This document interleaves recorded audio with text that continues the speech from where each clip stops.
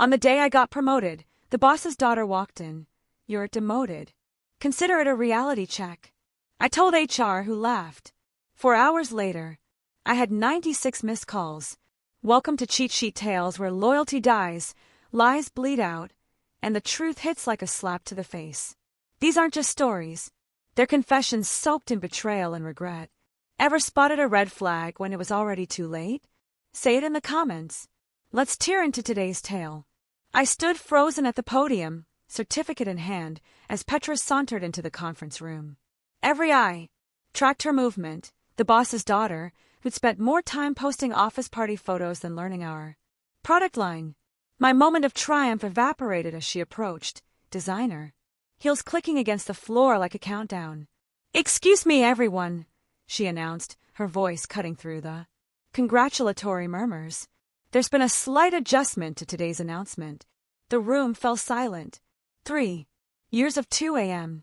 product launches, saved accounts, and international conference calls had led to this moment.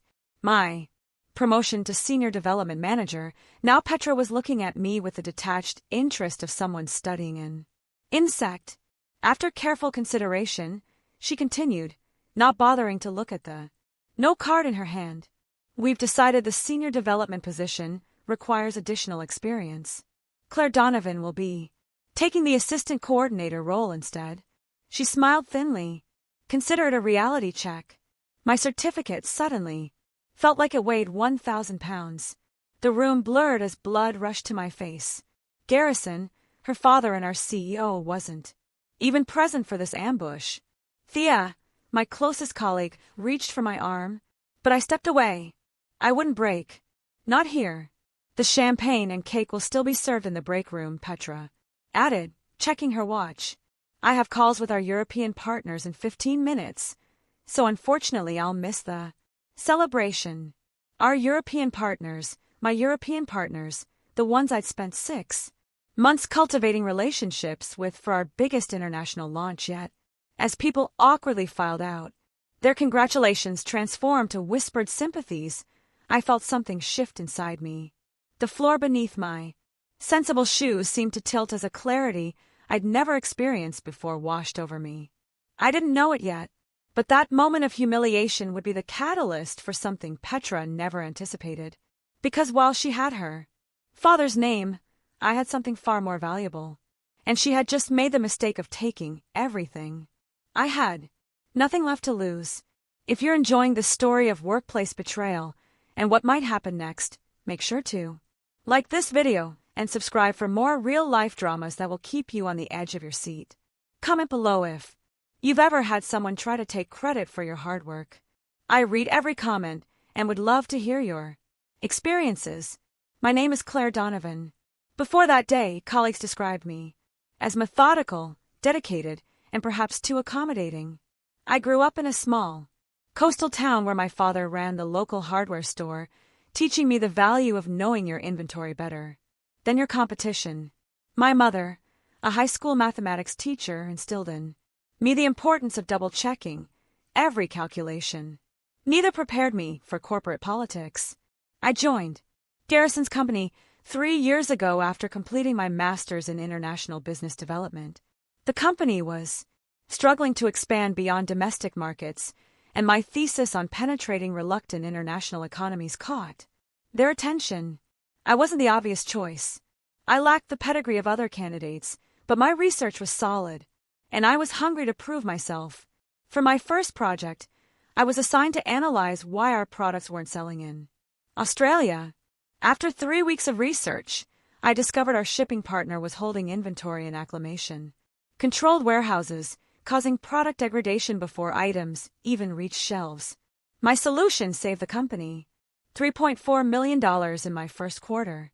I continued to quietly solve problems nobody else could see.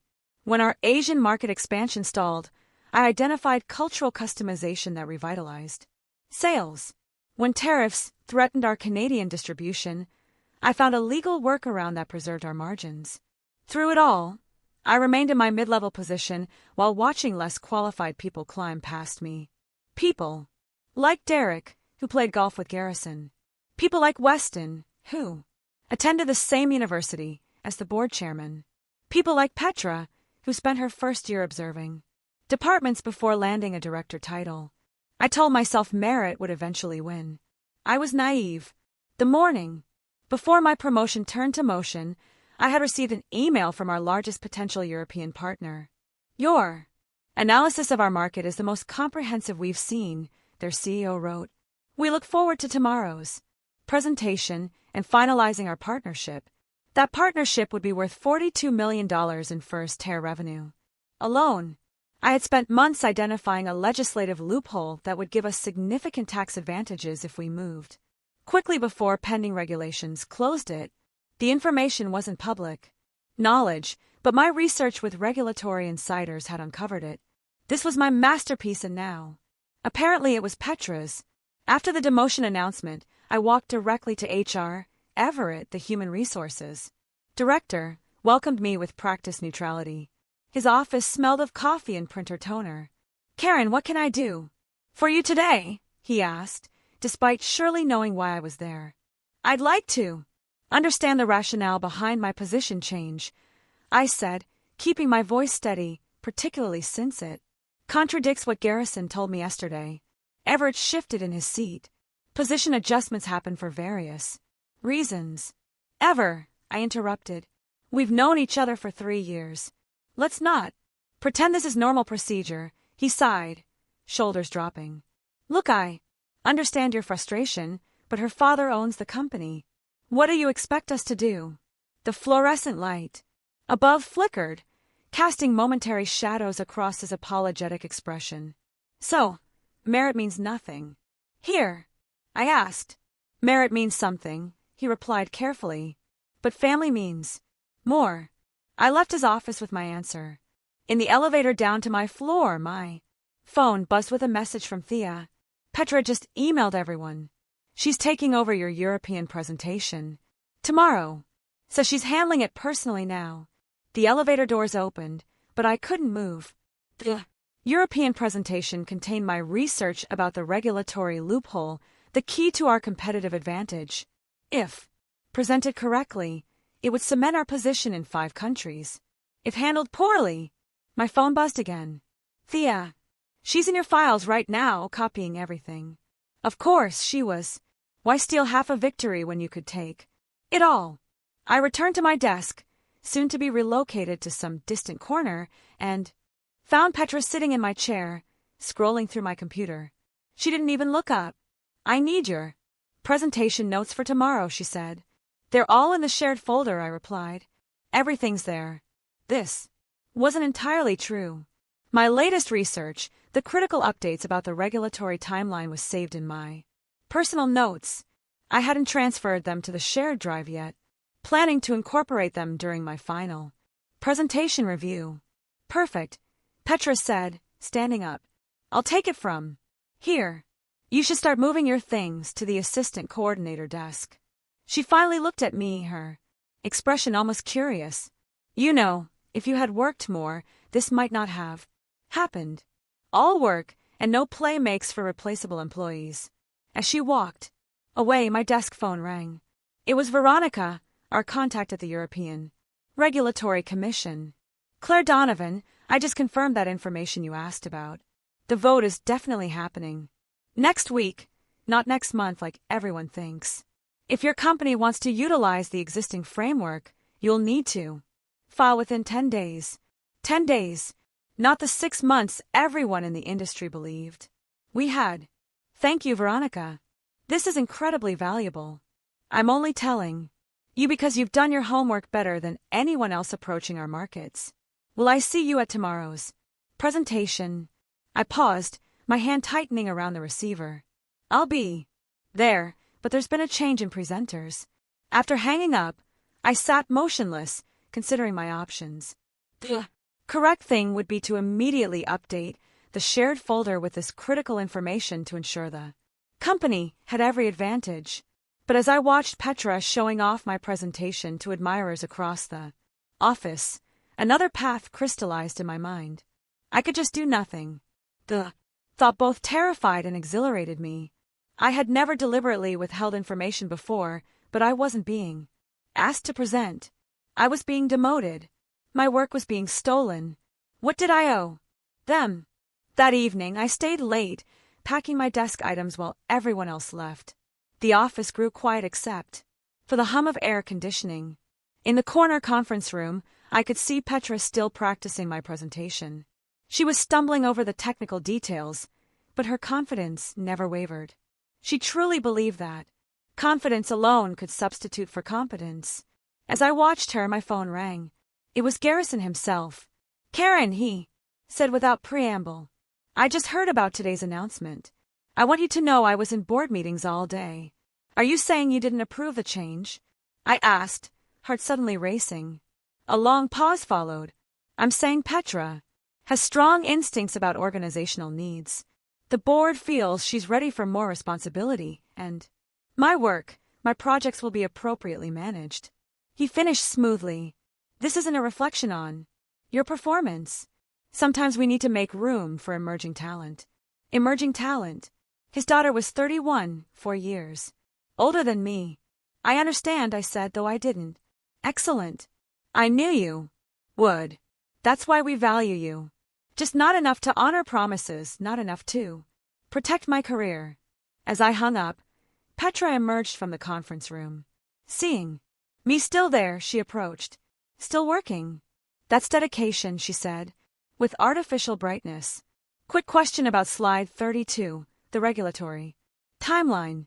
It mentions pending legislation but doesn't give specifics.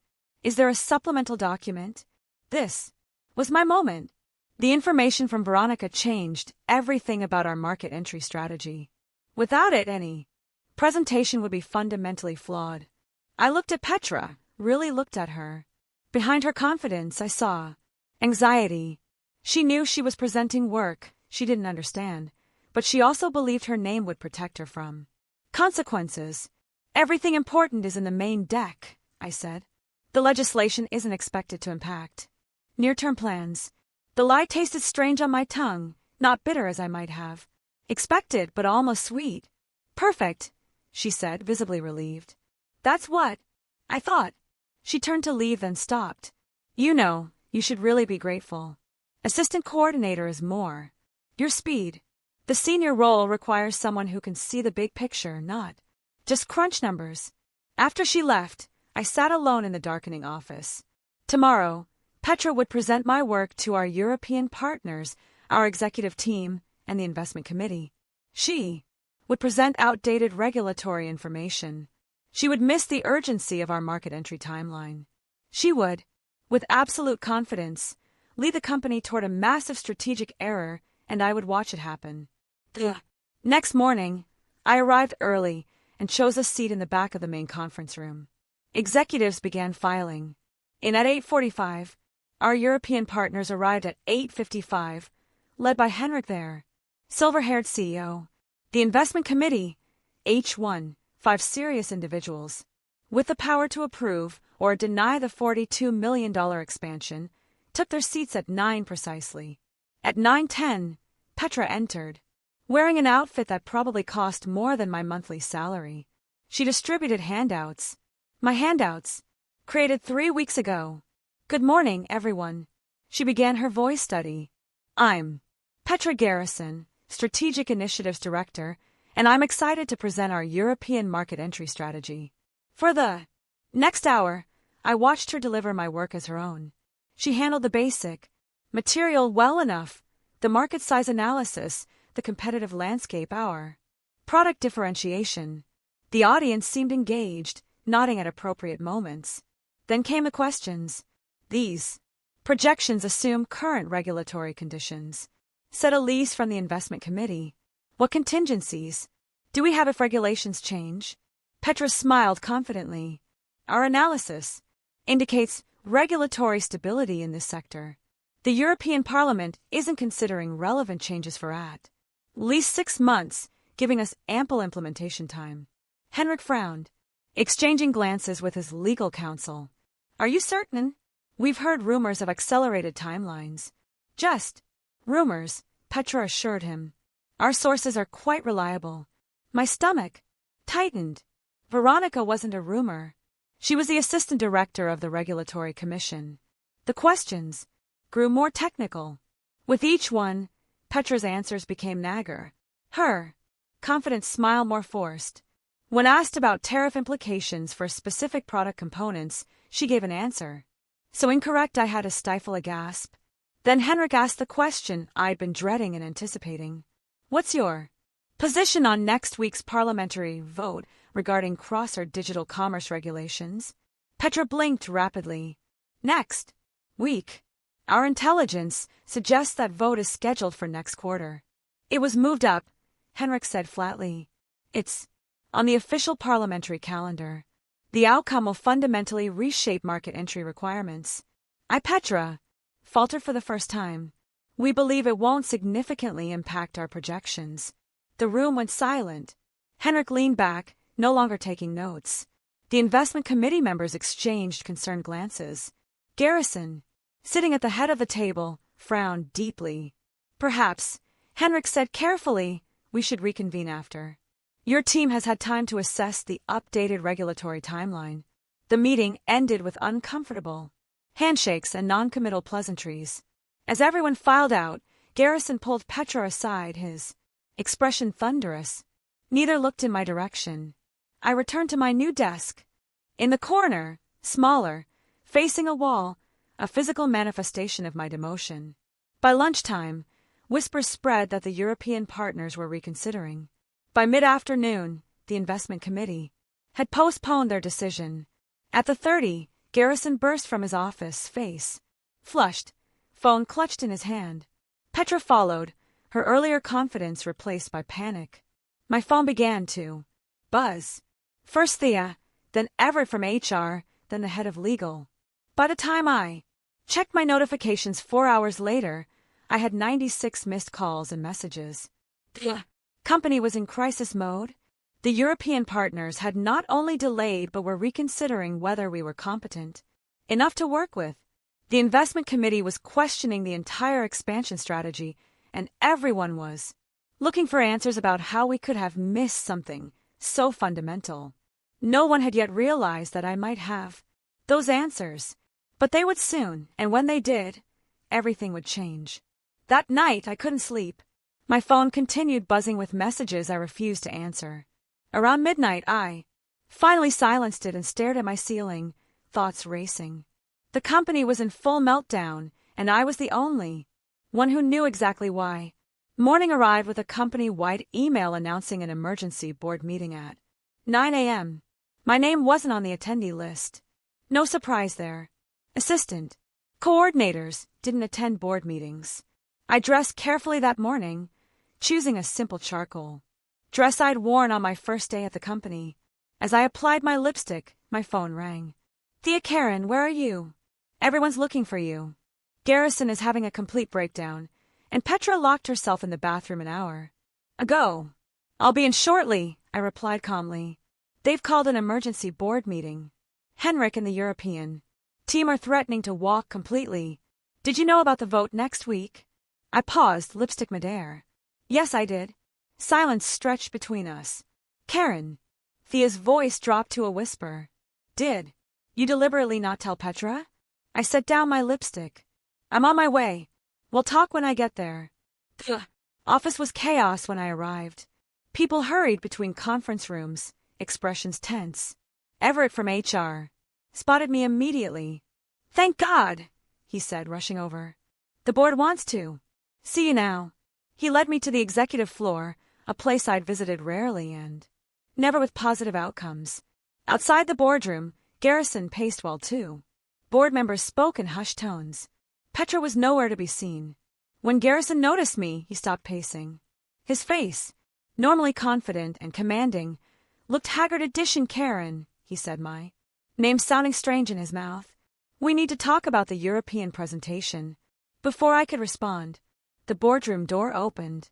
Avery, the board chairman, gestured me inside. MS. Ashcroft, please join us. The long boardroom table was filled with grave faces. Henrik and 2 members of his team sat on one side. The investment committee occupied the other. At the head sat Avery, his silver hair perfectly arranged despite the crisis atmosphere. "Ms. Ashcroft," Avery began, as I took the single empty chair, "we understand you were originally assigned to the European market expansion project." "That's correct," I replied. "And you were removed from the project yesterday, immediately following your position adjustment." I nodded. "Yet you attended yesterday's presentation.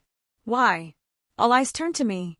I could feel Garrison's gaze burning into my back from where he stood by the door.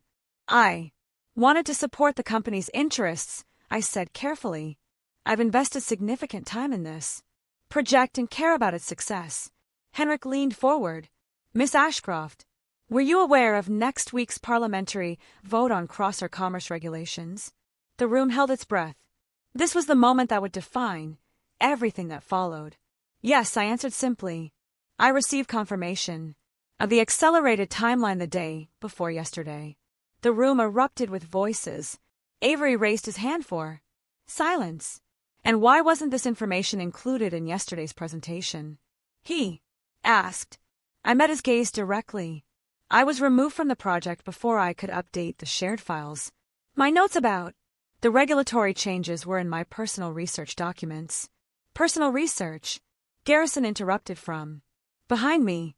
"All company work should be on the shared drive." I turned slightly to face him. The verification came through shortly before my demotion. I hadn't yet transferred my notes.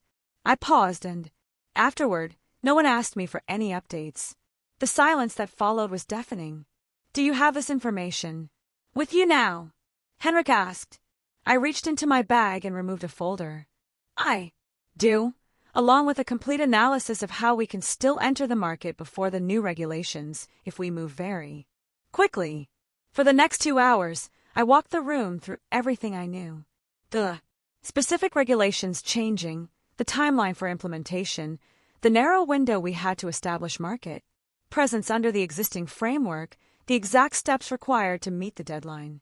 Henrik's team took extensive notes. The investment committee members exchanged meaningful glances. Avery watched me with growing interest. When I finished, Avery spoke first. "It seems we have a significant opportunity if we can move fast enough." "We can," I said confidently. "But decisions would need to be made immediately." "And who would lead this accelerated timeline?" Henrik asked. Before Avery could respond, Garrison stepped forward. "Naturally, Petra would."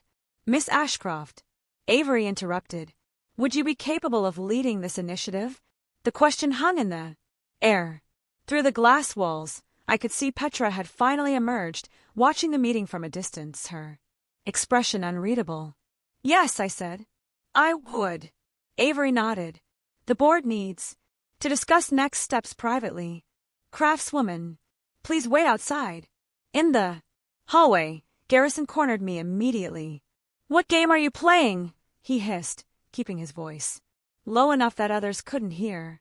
"No game," I replied calmly. "Just sharing what I know. You deliberately withheld critical information." "I was demoted and removed from the project," I said. "Nobody asked me if I had updates." His face reddened. "You should have volunteered it like Petra volunteered to take my promotion." I asked quietly. Before he could respond, Petra approached her designer outfit from yesterday, replaced by something more subdued. Her eyes were rimmed with red. "They're going to blame me for everything," she said to her father, ignoring my presence. "The board is furious." "No one's blaming anyone," Garrison said, though his tone lacked conviction. Petra finally acknowledged me with a glare. "You set me up." "I did no such thing," I replied. "I simply didn't correct your mistakes." "You knew the presentation was incomplete." "So did you," I countered. "But you presented it as definitive anyway." Before she could respond, the boardroom door opened. Avery emerged, followed by Henrik and the others. "We've reached several decisions," Avery announced to our small group in the hallway. "First, we're proceeding with the European expansion on the accelerated timeline." "MS," Ashcroft outlined. Henrik nodded in agreement, with the understanding that we must file all necessary documentation before next week's vote. "Second," Avery continued, "Ms. Ashcroft will lead the Project as Senior Development Manager effective immediately. Garrison started to object, but Avery held up his hand. This is not negotiable, Garrison. The board has decided. And what about my daughter? Garrison demanded. Avery's expression hardened slightly. Petra will transition to our facilities management team. Her people skills will be valuable. There. Facilities management, overseeing office space and maintenance. The corporate equivalent of being sent to Siberia, Petra gasped. That's janitorial work. It's administrative, Avery corrected coldly, and perhaps educational. My father won't allow this, she said, her voice rising. He's the CEO who serves at the pleasure of the board, Avery reminded her. A board currently questioning his judgment in personnel matters. The threat hung in the air. Garrison's face pals. Now, Avery continued. Miss Ashcroft has work to do if we're going to meet these deadlines. I suggest we all support her efforts. Within an hour, I was moved back to my original desk and given access to all necessary resources. Thea was assigned as my project deputy. By lunchtime, we had a preliminary timeline drafted for the accelerated market entry. When I finally checked my personal email that evening, I found a message from Veronica at the European Regulatory Commission. Heard through the grapevine that your presentation had some excitement yesterday. If you're still leading the project, I'd be happy to provide any clarification needed before the vote. I smiled as I typed my response. Thank you, Veronica. I am indeed leading the project now, and I would appreciate your insights. The next week passed in a blur of activity, 14-hour days, constant calls with Henrik's team, meticulous preparation of regulatory filings. Through it all, Petra remained conspicuously absent, while Garrison kept his distance, speaking to me only when absolutely necessary. On Thursday, 2 days before the parliamentary vote, Henrik visited our offices to review final documentation. I'm impressed, he said as we concluded our meeting. Your team has accomplished in days what most companies couldn't do. In months. Thank you, I replied. We're motivated to get this right. He studied me thoughtfully. You know, when Petra gave that presentation, I nearly walked away completely. Her confidence, despite such obvious knowledge gaps, was alarming. She had limited time with the material. I offered diplomatically. Henrik smiled slightly. You're being gracious. Unnecessary, but appreciated. He gathered his papers.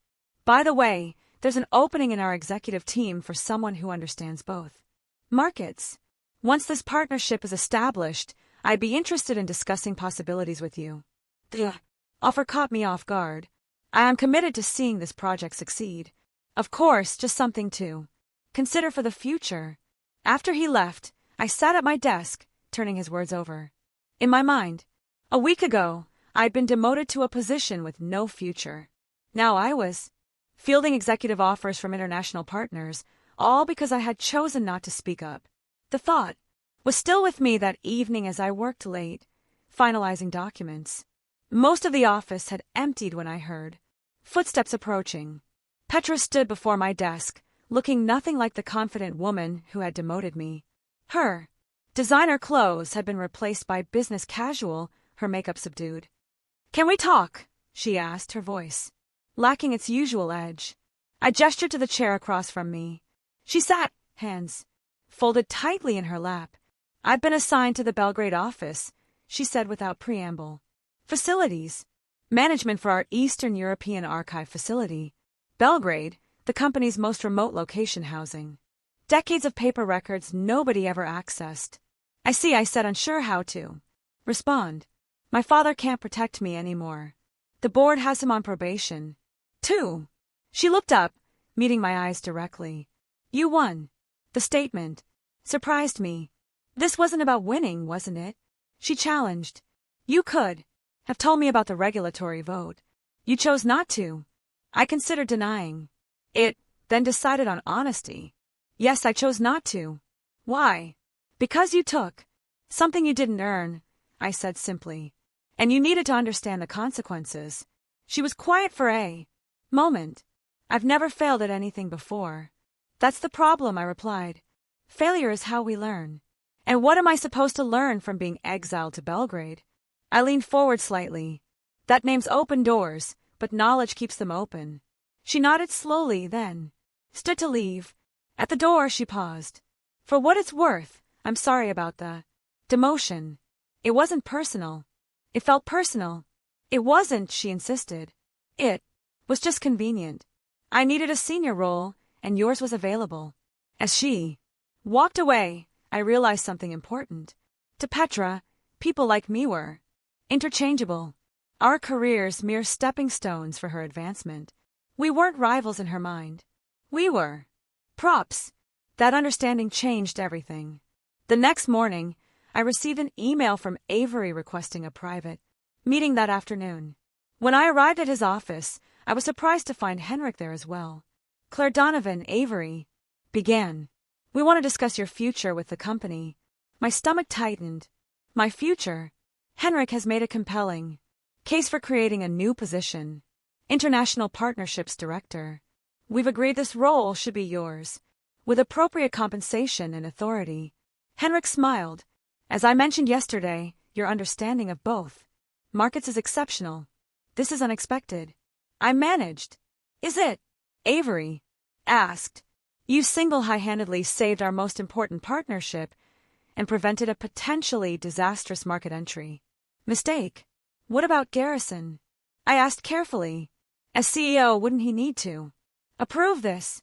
Avery and Henrik exchanged glances. There have been additional developments. Avery said, Garrison has decided to take an extended sabbatical effective immediately. The board will be announcing an interim CEO later today. The news stunned me. I see. Do you accept the position? Henrik asked. Yes. I said. Of course. After they outlined the details, I returned to my desk in a daze. Thea rushed over immediately. Is it true about Garrison? I nodded. How? Did you hear already? The board memo just went out company-wide. Rumor is he's not coming back. She lowered her voice. They say the European crisis was just the final straw. Apparently, the board has been concerned about his management decisions for months, especially around his daughter. As word spread throughout the office, I received a steady stream of congratulatory messages about my new role. By evening, my promotion was official. My name added to the executive leadership page on the company website. 1 week after Petra had demoted me, I had an office twice the size of hers, a team of 12 reporting to me, and direct access to the board of directors. I had won, but strangely, victory felt hollow. That night, as I packed up to leave, I found a small box on my desk with a note from Thea for your new office. You earned this. Inside was a simple nameplate. Karen Ashcroft, International Partnerships Director. I ran my fingers over the engraved letters, thinking about everything that had happened. I hadn't plotted elaborate revenge. I hadn't spread rumors or manufactured evidence. I had simply stepped aside and let Petra fail on her own merits. And in doing so, I had revealed something far more powerful than any scheme could have accomplished.